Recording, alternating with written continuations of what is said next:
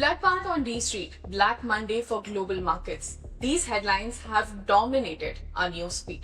20 lakh crores. That's the price that Indian investors paid for Trump's Liberation Day.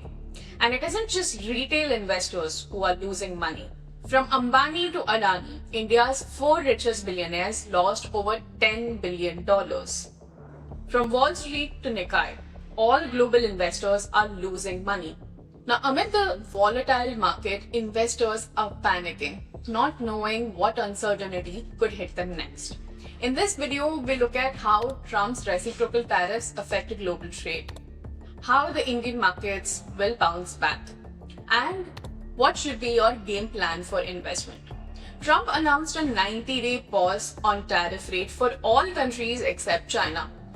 During this pause period, 10% tariff rate will be applicable for all goods and services that are imported to the US.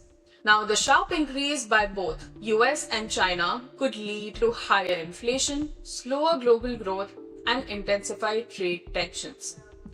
Very soon, global companies will be affected by the tariff rate. Now, they will either have to increase the price of their products or they will have to accept the lower profit margin. One of the major reasons why Asian markets fell is their reliance on the US for exports. Countries like Vietnam and Bangladesh are highly reliant on the US for their exports.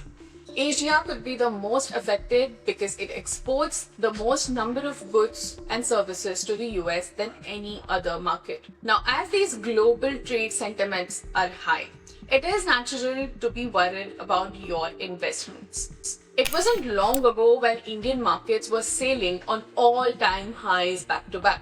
For 8 years, since 2016, Indian markets gave their investors a positive return, a number that is higher when compared to indices like Dow Jones, Nikkei, S&P 500. Analysts said that fear was bound to rise in the Indian markets, but the country now needs a financial reform to protect its domestic economy to not be affected by the global trade war. The tariffs could slow down India's economic growth by 20 to 40 basis points. It also might hurt India's diamond industry, which ships more than a third of its exports to the US. Now, another side to this is that India is one of the countries to join nations like Taiwan and Indonesia to not retaliate. This is because New Delhi believes that it is one of the first nations to have started talks with Washington on the trade deal. India sees itself better placed among peers like China, Vietnam, and Indonesia.